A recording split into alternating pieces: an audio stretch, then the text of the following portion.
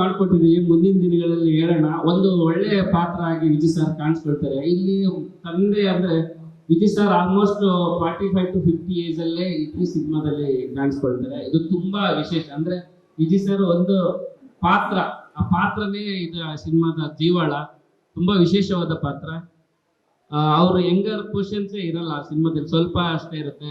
ಇದು ಅಂದ್ರೆ ಆ ಏಜ್ ಕ್ಯಾರೆಕ್ಟರ್ ಅವ್ರು ಒಪ್ಕೊಂಡಿದ್ದಾರೆ, ಆ ಪಾತ್ರ ಎಷ್ಟು ಚೆನ್ನಾಗಿರ್ಬೋದು. ಮತ್ತೆ ವಿಜಯ್ ಸರ್ ಒಂದು ಬೇರೆ ತರದ ಒಂದು ಪ್ರಯತ್ನ ಹೇಗೆ ಅವರು ಒಪ್ಕೊಂಡಿದ್ದಾರೆ ಅಂದ್ರೆ ಇದಕ್ಕೆ ಸಾಕ್ಷಿ ಅಷ್ಟೇ. ಸೊ ಈ ಪಾತ್ರನ ಆ ಹೀರೋ ಒಪ್ಕೊಂಡಿದ್ದಕ್ಕೆ ನಾವು ಮಾಡಕ್ ಸಾಧ್ಯ ಆಯ್ತು.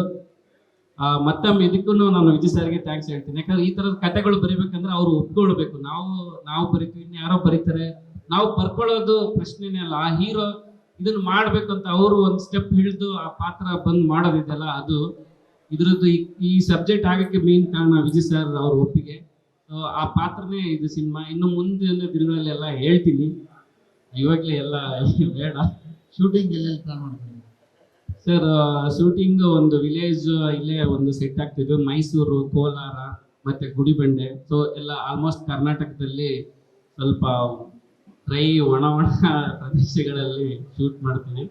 ತುಂಬಾ ಒಳ್ಳೆ ಸಬ್ಜೆಕ್ಟ್ ಇದು. ಯಾಕಂದ್ರೆ ಸ್ವಲ್ಪ 90s ಇಟ್ಕೊಂಡೆ, 90s ಬ್ಯಾಕ್ ಗ್ರೌಂಡ್ ಇಟ್ಕೊಂಡೆ ಮಾಡಿರುವಂತ ಕಥೆ ಇರೋದ್ರಿಂದ ಅದು ಆ ಜಾಗಗಳನ್ನ ಹುಡ್ಕೊಂಡು ಹೋಗ್ಬೇಕು. ಸೊ ಅಲ್ಲಿ ನಾವು ಪ್ಲಾನ್ ಮಾಡ್ತೀವಿ. ಈಗ ಸದ್ಯ ನಾವು ಮೈಸೂರು, ಕೋಲಾರ, ಗುಡಿಬಂಡೆ.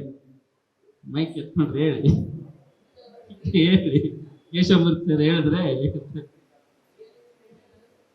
ಹಾ ಸರ್, ನಮ್ದು ಆಲ್ಮೋಸ್ಟ್ ಸ್ವಲ್ಪ ರಿಯಲ್ ಇನ್ಸಿಡೆಂಟ್ಗಳೇ, ಜೀವನದಲ್ಲಿ ನೋಡಿದ್ದು, ಕೇಳಿದ್ದು, ಮತ್ತೆ ಸ್ವಲ್ಪ ಓದಿದ್ದು, ಇದ್ರ ಮಿಶ್ರಣ ಇರುತ್ತೆ. ಅಂದ್ರೆ ಕಾಟೇರ ಮತ್ತು ನನ್ನ ಗುರು ಶಿಷ್ಯರು, ಆ ತರದ ಅನುಭವಗಳನ್ನೇ ಇಟ್ಕೊಂಡು ಈ ತರ ಒಂದು ಪ್ರಯತ್ನ ಮಾಡ್ತಾ ಇದ್ದೀವಿ. ಹಾ ಕಾಟೇರ ಮಾಡಬೇಕಾದ್ರೆ ನಿಮ್ಮ ಭಾಗ ಅಂತ ಹೇಳಿದ್ರೆ, ಹೌದು, ನೀವು ಆ ಭಾಗದವ್ರೆ. ಹ್ಮ್. ನಿಮ್ ಕೋಲಾರ ನಿಮ್ಗೆ ಅಷ್ಟು ಗೊತ್ತಿಲ್ಲ. ಭಾಗದ ಕತೆ ನಿಮ್ಗೆ ಎಲ್ಲಿ ಹೊಳಿತು ಮತ್ತೆ ಎಲ್ಲಿ ಓದಿದ್ದ ಕೇಳಿದ್ದ ಹೇಗೆ? ಇದು ಕೋಲಾರದಲ್ಲೇ ನಡಿಬೇಕಂತಿಲ್ಲ, ಪ್ರತಿಯೊಂದು ಹಳ್ಳಿಯಲ್ಲಿ ನಡೆಯುವ ಕಥೆನೇ. ಬಟ್ ಕೋಲಾರ ಭಾಗದಲ್ಲಿ ಇಟ್ಟರೆ ಚಂದ ಅಂತ ಇಟ್ಟಿತ್ತು. ಕಾಟೇರ ಆಲ್ಸೋ ಬರೀ ಮಂಡ್ಯದಲ್ಲೇ ನಡಿಬೇಕಂತ ಇಟ್ಟಿಲ್ಲ, ಕರ್ನಾಟಕದಲ್ಲಿ ನಡೀತಿದೆ. ಮಂಡ್ಯದಲ್ಲಿ ಇಟ್ಟರೆ ಚಂದ ಅಂತ ಅಲ್ಲಿ ಇಟ್ಟಿವಿ. ಇದು ಎಲ್ಲ ಹಳ್ಳಿಗಳಲ್ಲೂ ನಡೆಯುವ ದುರಂತ ಇದು. ಸೊ ಅಲ್ಲಿಟ್ರೆ ಸ್ವಲ್ಪ ಆ ಬಾರ್ಡ್ರು, ಆ ಇಶ್ಯೂಗಳು ತುಂಬಾ ಚೆನ್ನಾಗಿರುತ್ತೆ ಅಂತ ನಾವು ಅದು ಫಿಕ್ಸ್ ಮಾಡಿದ್ವಿ. ಮತ್ತೆ ನನಗೆ ಮಾಸ್ತಿ ಅವ್ರೂರು, ಅವ್ರ ಸ್ಲ್ಯಾಂಗ್ ನನಗೆ ಇನ್ನೂ ಹಿಡಿತ ಸಿಗುತ್ತೆ ಅನ್ನೋದಕ್ಕೆ ಒಬ್ರು ಬೇಕು ನನಗೆ. ಆ ಸ್ಲ್ಯಾಂಗ್ ಹಿಡಿತ ನನಗಿಲ್ಲ. ಮತ್ತೆ ವಿಜಯ್ ಸರ್ ಜಂಗ್ಲಿಯಲ್ಲಿ ತುಂಬಾ ಅದ್ಭುತವಾಗಿ ಆ ಸ್ಲ್ಯಾಂಗ್ನ ಬೆಳೆಸಿದ್ರು, ಕೋಲಾರ ಭಾಷೆನ. ನನಗೆ ಅದು ಬಹಳ ಇಷ್ಟ ಆಯಿತು. ಮತ್ತೆ ನನ್ನ ಕತೆಗೂ ಅದು ಒಪ್ಕೊಳ್ತಾ ಇತ್ತು. ನನಗೆ ಸಂಭಾಷಣೆಕಾರರು ಕೋಲಾರ, ಮತ್ತೆ ಹೀರೋ ಕೋಲಾರ ಭಾಷೆಯನ್ನು ತುಂಬಾ ಹಿಡಿತದಲ್ಲಿ, ಆ ಭಾಗದ ಭಾಷೆ ಹಿಡಿತಾ ಇರೋದ್ರಿಂದ ನಾನು ಆ ಊರಿಗೆ ಹೋಗ್ಬೇಕು. ವಿಜಯ್ ಸರ್ ಅವ್ರ ಮಗಳನ್ನ ಈ ಸಿನಿಮಾದಲ್ಲಿ ಆಕ್ಟ್ ಮಾಡಿಸ್ಬೇಕು ಅಂತ ಅನ್ಸಿದ್ದು ಯಾಕೆ? ಯಾಕಂದ್ರೆ ಐಡಿಯಾನೇ ಇರ್ಲಿಲ್ವಲ್ಲ, ಫ್ಯಾಮಿಲಿ ಐಡಿಯಾ ಇತ್ತ ಇಂಡಸ್ಟ್ರಿ ಕಳಿಸ್ಬೇಕು ಅಂತ ಅವ್ರನ್ನ, ಅಥವಾ ನೀವು ಇದು ಈ ಸಿನಿಮಾ ಮೂಲಕ ಬಂದ್ರೆ ಒಂದು ಮೈಲೇಜು ಅನ್ನೋ ಕಾರಣಕ್ಕೆ ಯೋಚನೆ ಮಾಡಿದ್ದ, ಅಥವಾ ಬೇರೆ ಏನ್ ರೀಸನ್ ಏನು? ಅವರು ತರಬೇಕು ಐಡಿಯಾ ಇತ್ತು ಇಲ್ಲ ನನಗೆ ಗೊತ್ತಿಲ್ಲ. ಬಟ್ ಪಾತ್ರ ಸೃಷ್ಟಿ ಆದ್ಮೇಲೆ ನಾನು ವಿಜಯ್ ಸರ್ಗೆ ಹೇಳ್ತಾ ಇದ್ದೆ. ಬಟ್ ಅವರು ಮುಂಬೈಯಲ್ಲಿ ಟ್ರೈನಿಂಗ್ ಮಾಡ್ತಾ ಇದ್ರು, ಆಕ್ಟಿಂಗ್ ಒಂದಿದ್ದು. ಅನುಪಮ್ ಖೇರ್ ಅವರು ಇದರಲ್ಲಿ ಟ್ರೈನಿಂಗ್ ಮಾಡ್ತಾ ಇದ್ರು. ಆ ಒಂದು ಇಟ್ಕೊಂಡು ನಾನು ಅಪ್ರೋಚ್ ಮಾಡಿದೆ, ಸರ್ ಅವ್ರಿಗೆ ಆಸಕ್ತಿ ಇದೆ ಅಲ್ವಾ, ಸೊ ಈ ಪಾತ್ರ ನೀವು ದಯವಿಟ್ಟು ಅವ್ರು ಮಾಡಿದ್ರೆ ತುಂಬಾ ಚೆನ್ನಾಗಿರುತ್ತೆ, ರಿಯಲ್ ಆಗಿ ಆಫ್ ಸ್ಕ್ರೀನ್ ಕನೆಕ್ಟ್ ಆಗುತ್ತೆ ಅಂತ ಅವ್ರು ಹೇಳಿದಾಗ ಅವರು ಪಾತ್ರ ತುಂಬಾ ಇಷ್ಟಪಟ್ಟಿದ್ರಿಂದ ಅದು ಆಯ್ತು ಅಷ್ಟೇ. ಏನು ಒಂದು ಏನ್ ಅನ್ಕೋಬಹುದು ಅಂದ್ರೆ, ಪೋಸ್ಟ್ ನಲ್ಲಿ ಒಂದು ಐ ಥಿಂಕ್ ದೇವಸ್ಥಾನ ಇದೆ, ಬೆಂಕಿ ಇದೆ, ಫ್ಲಾಗ್ ಇದೆ, ಕೇಸರಿ ಫ್ಲಾಗ್ ಇದೆ.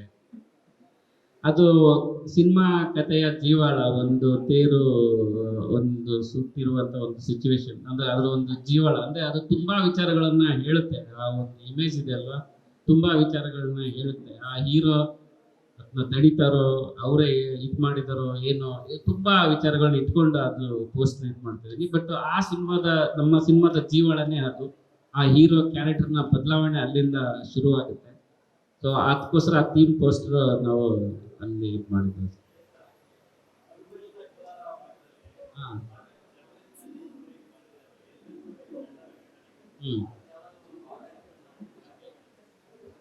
ಅದು ಕೆಲವು ಭಾಗಗಳನ್ನ ಇಟ್ಕೊಂಡು ಮಾಡಿದೀನಿ. ಹೇಳ್ಬಿಟ್ರೆ ಏನಾಗುತ್ತೆ, ಅದಕ್ಕೆ ಮೀಸಲಾಗುತ್ತೆ. ಅದು ಒಂದೇ ಊರಲ್ಲೆಲ್ಲ ಅದೇ ವಿಚಾರಕ್ಕೆ ಅಂತ ಅಲ್ಲ, ಇದು ಎಲ್ಲಾ ಊರಿನ ಕಥೆಗಳು ಆಗ್ಬೇಕು ಅಂತ ನಾನು ಹೇಳಲ್ಲ. ಬಟ್ ನಿಮಗೆ ಗೊತ್ತಿದೆ, ಎಸ್ಪೆಷಲ್ ಕೋಲಾರದಲ್ಲಿ ತುಂಬಾ ವಿಚಾರಗಳು ನಡೆದಿದೆ. ಸೊ ಇದು ಮೂಲ ನನ್ನ ಕತೆಗೆ ಶಿವರಾಮ್ ಕಾರಂತರ ಸೋಮನ ದುಡಿ ಆ ಒಂದು ಕ್ಯಾರೆಕ್ಟರ್ ಇಂದ ಎತ್ಕೊಂಡಿರೋದು. ಇದು ಸೋಮನ ದುಡಿ ಕ್ಯಾರೆಕ್ಟರ್ ಇಂದ ನಾನು ಈ ಸಿನಿಮಾ ಎತ್ಕೊಂಡು ಮಾಡ್ತಾ ಇರೋದು. ಬಟ್ ಸೋಮನ ದುಡಿಗೂ ಇದಕ್ಕೆ ಯಾವುದೇ ರೀತಿಯಲ್ಲಿ ಸಂಬಂಧ ಇಲ್ಲ. ಆ ಮುಂದಿನ ದಿನಗಳಲ್ಲಿ ನಾನು ರಿವೀಲ್ ಮಾಡ್ತೀನಿ. ನೀವು ಹಿಂಗೆ ಕೇಳ್ತಾ ಇದ್ರೆ ನಾನೆಲ್ಲ ಕತೆ ಬಿಟ್ಕೊಡ್ಬೇಕಾಗುತ್ತೆ. ತುಂಬಾ ಜನ ಮಾತಾಡೋರು ಇದ್ದಾರೆ, ಅವ್ರನ್ನ ಪ್ರಶ್ನೆ ಕೇಳಿ. 12 ವರ್ಷದ ನಂತರ ಪ್ರೊಡ್ಯೂಸರ್ ಇಂಡಸ್ಟ್ರಿ ಬಂದಿದ್ದಾರೆ, ಅವ್ರು ಯಾಕೆ ನೀವು ಇಷ್ಟು ದಿನ ಹೋಗಿದ್ರಿ, ಇನ್ನು ಮುಂದೆ ಮಾಡಿ ಅಂತ ಅವ್ರನ್ನ ಕೇಳಿ. ನಿಮ್ಮ ಹೀರೋಯಿನ್ ಬಗ್ಗೆ ಹೇಳಿ. ಮಾಧ್ಯಮಗಳಂತ ಅವ್ರಿಗೆ ಬೇಕಾಗಿಲ್ಲ, ನಿಮ್ ಸಿನಿಮಾ ಮೂರ್ತಕ್ಕಾದ್ರೂ ಬರ್ಬೋದಿತ್ತಲ್ಲ. ಇಲ್ಲ, ಅವರು ಓಕೆ ಆಗಿತ್ತು. ಸ್ವಲ್ಪ ಕಾರಣಾಂತರದಿಂದ ಸ್ವಲ್ಪ ನಿನ್ನೆ ಶೆಡ್ಯೂಲ್ ಇಂದ ಇದಾಯ್ತು. ರಚಿತಾ ರಾಮ್ ಅವರು ನಮ್ಮ ಸಿನಿಮಾದ ನಾಯಕಿ. ಸಾರಿ, ಅವ್ರ ಬಗ್ಗೆ ನಾನು ಹೇಳಿಲ್ಲ. ಏನು ಅಂತಂದ್ರೆ ಅವ್ರಿಗೆ ನಾನು ಕತೆ ಒಪ್ಕೊಂಡು ಹೇಳಿದಾಗ ತುಂಬಾ ಇಷ್ಟಪಟ್ಟರು. ಅಂದ್ರೆ ನಾನು ಫಸ್ಟ್ ಭಯ ಇತ್ತು, ಅಂದ್ರೆ ಇವಾಗ ಈ ಹೀರೋ ಸರ್ಗೆ 50 ಏಜ್ ಅಂದ್ರೆ ರಚಿತಾ ಮೇಡಮ್ 40+ ಇದ್ದೇ ಇರುತ್ತೆ. ಆ ಒಂದು ಹಳ್ಳಿ ಆ ಕಲ್ಟ್ ಕ್ಯಾರೆಕ್ಟರ್ ರಚಿತಾ ಮೇಡಮ್ ಮಾಡಿಲ್ಲ ಅಂತ ನನಗೆ ಅವ್ರಿಗೆ ಒಂದು ಹೊಸದಾಗಿರುತ್ತೆ ಅಂತ ನಾನು ಕತೆ ಅಪ್ರೋಚ್ ಮಾಡಿದೆ. ಅವರು ಅದೇ ಟೈಮಲ್ಲಿ ನಾನೊಂದು ಬೆಸ್ಟ್ ಕ್ಯಾರೆಕ್ಟರ್ ಸಿನಿಮಾ ಮಾಡಬೇಕು, ಕ್ಯಾರೆಕ್ಟ್ರೇ ಅದು ಅಲ್ಟಿಮೇಟ್ ಆಗಿರ್ಬೇಕಂತ ಯೋಚನೆ, ಅಂದ್ರೆ ಆ ಸ್ಟೇಜ್ ಎಲ್ಲ ಇದ್ರು. ನಾನು ಹೋಗಿ ಅಪ್ರೋಚ್ ಮಾಡಿದಾಗ ಅವ್ರಿಗೆ ತುಂಬಾ ಇಷ್ಟ ಆಯ್ತು ಆ ಸಬ್ಜೆಕ್ಟ್ ಬಗ್ಗೆ. ನಾನು ಮಾಡೇ ಮಾಡ್ತೀನಿ ಅಂತ ಅವರು ಒಂದೇ ಮಾತು ಕೊಟ್ಟರು. ಆ ಮಾತಿನಂತೆ ಅವರು ಇದ್ದಾರೆ. ಮತ್ತು ಪ್ರತಿ ಹಂತದಲ್ಲಿ ನನ್ನ ಸಪೋರ್ಟ್. ನಿನ್ನೆ ಒಂದು ಸಣ್ಣ ಒಂದು ಕಾರಣಾಂತರದಿಂದ ಬರೋಕ್ಕಾಗಲಿಲ್ಲ, ಸ್ಟಿಲ್ ಇಲ್ಲವರೆಗೂ ಅವರು ಬರಬೇಕಾಗಿತ್ತು. ಅವ್ರು ಹೇಳಿದ್ರು, ಎಲ್ಲರಿಗೂ ಥ್ಯಾಂಕ್ಸ್ ಹೇಳಿದ್ರು ನನಗೆ ಫೋನ್ ಮಾಡಿ.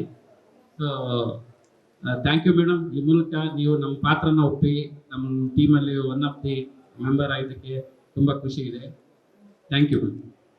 ಸ್ವಾದಿಷ್ಟತೆಯ ಸ್ವಾದ, ತಾಜಾತನದ ಆಹ್ಲಾದ, ಉತ್ತಮ ಆರೋಗ್ಯ ಮತ್ತು ಹೆಚ್ಚಿನ ರೋಗ ನಿರೋಧಕ ಶಕ್ತಿಯ ವೃದ್ಧಿಗೆ ಈಗ ನಿಮಗೆ ಸಿಗುತ್ತಿದೆ ಉತ್ತಮ ಗುಣಮಟ್ಟದ ಪೌಷ್ಟಿಕಾಂಶ. Shri Vaidik millet health mix. ಇದು ಸಿರಿಧಾನ್ಯಗಳ ಸಂಪತ್ತು.